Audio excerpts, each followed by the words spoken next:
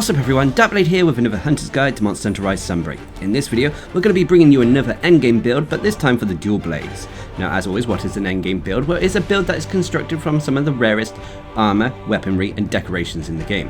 They also feature talismans as well as Krios crafting, but the Krios crafting isn't to the extent where every single armor piece features rare skills. Also, if you find these videos helpful or informative, please consider leaving a like on the video as well as subscribing to the channel, as I try to bring you a variety of builds for a different variety of playstyles. Now when it comes to the dual blades, they're a very fast weapon in Monster Hunter Rise Sunbreak, able to deal out continuous damage which results in high DPS even though the individual hits of the dual blades aren't very high. They also excel when it comes to dealing elemental damage as well, and so with that I present to you the Strife dual blade build. This build could also be referred to as the Berserk dual blade build, but regardless of how you like to call it, it's a build that is designed to deal large amounts of elemental damage whilst providing a unique survival mechanic at the same time. So for the Strife dual blade build, you'll need the full chaotic Gormagala armor set. Now depending if you're male or female, this can be either referred to as the chaotic armor set or the Nephilim armor set. So you'll need the chaotic helm, chaotic mail, chaotic vambraces, chaotic fauds, and chaotic greaves. This will be the Nephilim, helm, mail, vambraces, fauds, and greaves if you're a female hunter. As for your petalace, thanks to the survival mechanic of this build, I'd recommend going for the demon petalace for extra damage. However, you can use an absolute petalace if you so desire for extra health and survivability. As for your talisman, go with a talisman with as much attack boost on it as possible. I've got a talisman with an attack boost rating of level 3, as well as a recovery up rating of level 3, a tier 3 decoration slot, and a tier 1 decoration slot. Now when it comes to the weapons, this is an interchangeable dual blade build, so it can get away with using any of the elements in the game. For the demonstration of this video, I'm going to be using an ice element, so I'm using the Daora's Ventus, which is the Kushala Daora dual blades. If you are using water, I'd recommend using the Almudron dual blades. If you wanted to use fire, I'd recommend using the Magma Almudron dual blades. If you're using thunder, I'd recommend the Zenoga dual blades. And if you wanted to use dragon, then I recommend the Valstrax dual blades. All of these have good elemental ratings combined with large chunks of white sharpness or purple sharpness. They also give us the decoration slots required to make this build work. Now as for the Krios crafting on the weapons, I'd recommend first going for a rampage slot upgrade, and then it's kind of down to personal preference in all honesty. You can go with increasing the elemental rating, raw attack if you wanted to, or even sharpness or affinity. Most of the time I focus on going for a rampage slot upgrade if the weapon needs it, and then increasing the elemental rating of a weapon. As for the Rampage decoration itself, you'll either want to go for the Daora's Soul or Elemental Bane. Daora's Soul will increase our affinity when we're constantly attacking a monster, whilst Elemental Bane will allow us to deal extra elemental damage to monsters who are severely weak to elements. Now as for the decorations themselves, first of all I've gone for an Expert Jaw to max out Critical Eye. I've then gone for Frost Jaws to max out the ice attack of this build. Remember, this is an interchangeable dual blade build, so you would replace the Frost Jaws to match whatever element you're using if you're using a different weapon that has a said different element. I've then gone for Bloodening Jaws to max out Bloodright, then gone for Iron Shell Jaws to get at least 3 points in the Kushala Blessing skill. I've then gone for Critical Jaws to max out Crit Boost, Wirebug Jaws to max out Wirebug Whisperer, a Jumping Jaw for a point in the Evade Extender, and finally a Spirit Bird Call Jaw for a point in the Spirit Bird Call skill. So if you've done what I've done here, you'll have a build with a fluctuating raw attack, which can be anywhere between 412 and 477. You'll also have an ice elemental rating that can fluctuate between 118 and 123. You'll also have a decent chunk of purple sharpness, although with some weapons this may only be white sharpness. And you'll also have a fluctuating affinity rating, which can be anywhere between 50% and 65%. This can be even higher if you're using the Daora's Soul or weapons that have affinity attached to them. And then finally you'll have a strong defense of 763 that is exceedingly strong against water and ice, but unfortunately weak to the other elements. Now when it comes to the switch skills with the dual blades, these are personally down to personal preference in all honesty. I prefer to use Demon Flight, Feral Demon Mode, and Round Slash combo, with one scroll featuring the Spiral Slash and Iron Shine Silk ability that helps us manage our sharpness, whilst the other scroll features the Piercing Bind and the Shrouded Vault. I strongly recommend using the Shrouded Vault, as this is one of our key defensive skills. So when it comes to the skills, first of all you have Critical Eye at level 7, increasing the base affinity of this build. You'll then have Resentment at level 5. Resentment is a skill that whenever we have red health on our health bar, will gain increased raw attack. This should be applied to our hunter most of the time, considering that we have the Berserk skill.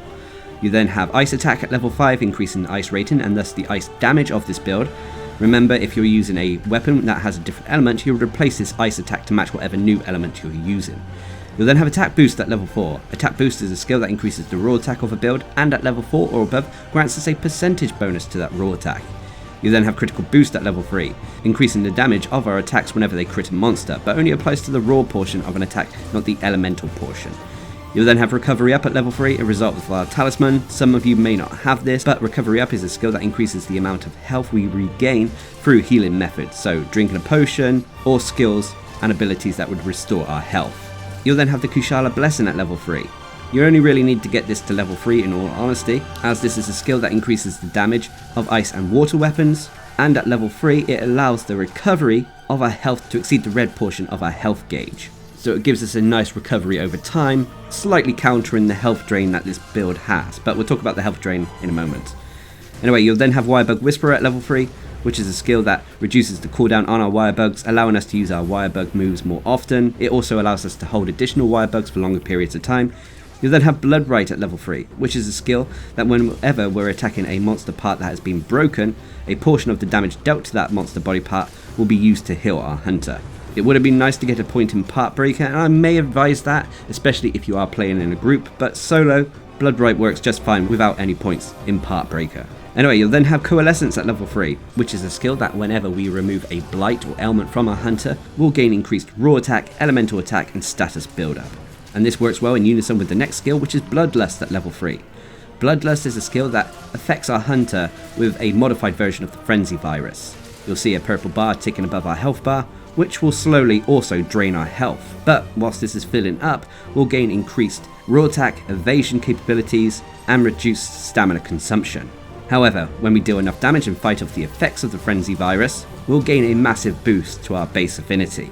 This will also apply the effects of Coalescence. There is a separate video about Bloodlust on the channel if you want more details. Next up is Strife at level 3, which is the namesake of this build. Strife is a skill that, depending on the amount of red health we have on our health bar, will gain an increase to our elemental attack and affinity. On top of that, at level 3, should our red health be 60% or more of our health bar, we'll also gain infinite stamina, allowing the dual blades to stay in demon mode or feral demon mode for indefinite amounts of time.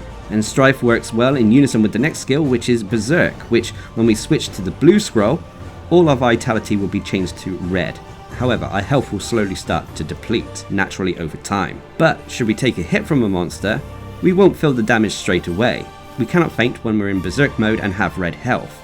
But should we take a hit, the health drain will increase and become faster depending on the strength of the hit we take.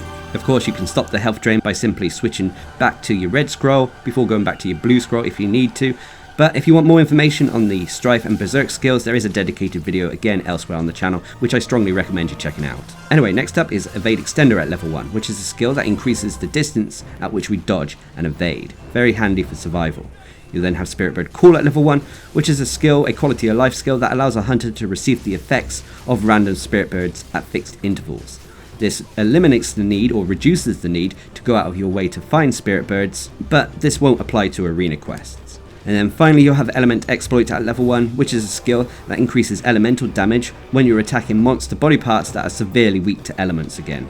Now, it would have been nice to have more DPS skills with this build in all honesty, but we've gone for a little bit of a balance as we feature quite a few survival and quality of life and health regen focused skills. But you can always switch around something to what you so fancy. But let's move on to the next section where we talk about the Krios Crafting. Now, the Krios Crafting, or Curious Crafting, depending on how you like to pronounce it, is an endgame activity, and these are endgame builds. And so when it comes to this augmentation system, I tried to go for extra decoration slots rather than the rare skills, as it allows for more customization. So for the Chaotic Helm, or Nephilim Helm, I've got a point in the Blood Rite skill. For the Chaotic Mail, again, I've got a point in the Blood Rite skill. For the Chaotic Vambraces, I've got a point in the Attack Boost skill. For the Chaotic Fouds, I've got a Tier 4 decoration slot upgrade. And for the Chaotic Greaves, I got a point in the Bloodlust skill. Okay, granted, 3 of these armor pieces could be seen as having rare skills, but I was lucky in that sense. But every build out there comes with various pros and cons. No build is perfect. Even these endgame builds, whilst they may be strong and powerful, they have negatives in that they may be difficult to craft or have various quirky mechanics that may not be palatable to all. When it comes to the Strife Dual Blade build, its biggest pro is its damage output, able to bring down monsters exceedingly quickly so long as you're countering them with the correct elements. The next pro for this build is the Strife Berserk combo, which not only enhances our damage but also gives us a great survivability tool and quality of life tool so long as you're used to the playstyle. And the final pro is that this is an interchangeable dual blade build, meaning that it can switch between any of the elements with only having to switch the weapon and 1 or 2 decorations. But of course there are cons. One of the biggest cons for this build is unfortunately the health drain aspect of Berserk, which if players are not used to it can cause potential casts.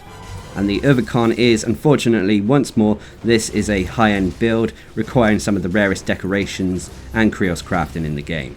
Now, in all honesty, you can get away with dropping skills here and there with this build, depending on how far you've got through the game and how comfortable you are with the Strife Berserk playstyle. This ultimately, as with all of my builds, are templates, but if you're able to craft this build, you'll find that you have one of the strongest dual blade builds in your hands, able to take down monsters quickly and effectively whilst providing you quality of life and a wonderful survival mechanic in the Berserk skill that can take on anything Monster Hunter Rise Sunbreak has to offer. But what are your thoughts? Please leave a comment down below, and until next time, I've been Darcblade, bringing you another endgame build, this time for the dual blades in Monster Hunter Rise Sunbreak. Hope you enjoyed the video, thanks for watching, subscribe and like for more.